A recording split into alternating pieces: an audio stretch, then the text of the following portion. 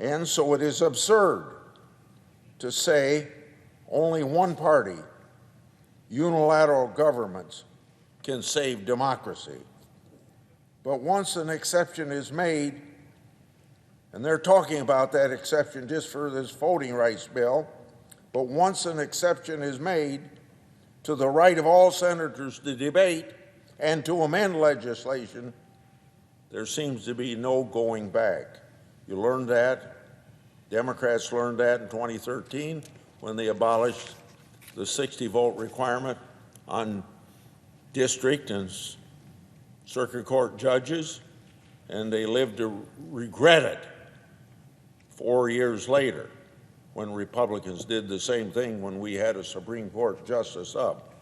It's a slippery slope that you should not let come about.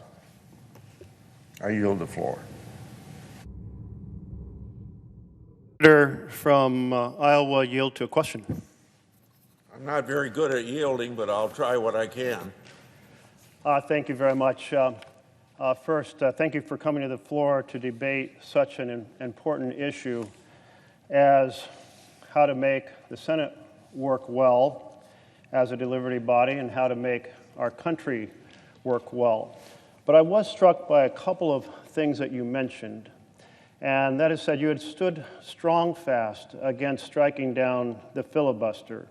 And you noted how consistent you were, but you also criticized Democrats for changing position. But can you help my memory out on this? Because did you not vote to strike down the filibuster on Supreme Court nominations? Yes, I did. So you changed your position as well, you would concede, since previously you had opposed getting rid of the filibuster. The answer is yes, but remember what I said, and I just said it, so you obviously heard me, that we warned in 2013 when I think all Republicans voted against reducing the 60 vote down for district court and circuit court judges so you could pack the D.C. Circuit Court of Appeals, that you'd regret that.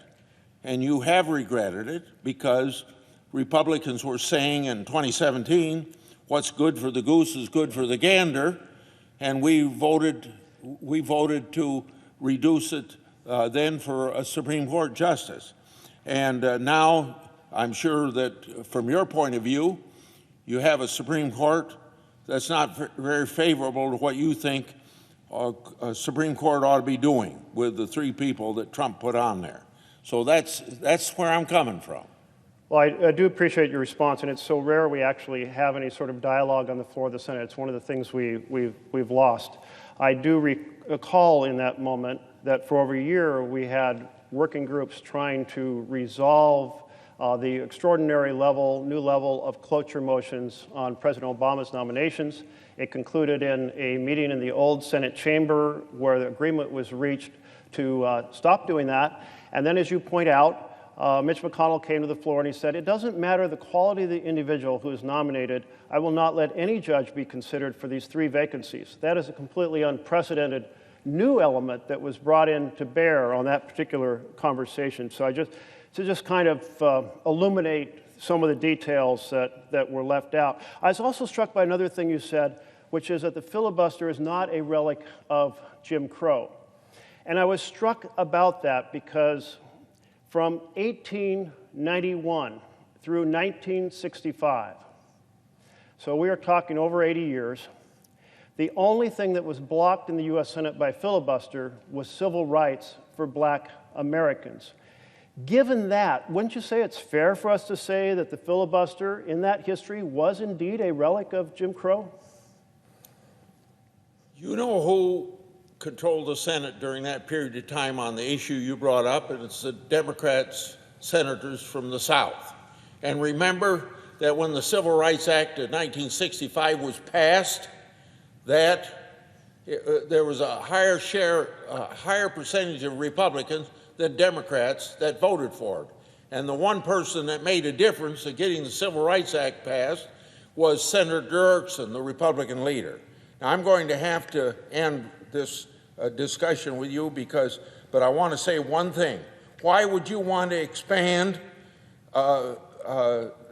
this precedent that's set by Democrats into legislation and weaken bipartisanship? That's where you got to leave it. It's a slippery slope. You may want to do it just for a Voting Rights Act, but it's going to go further.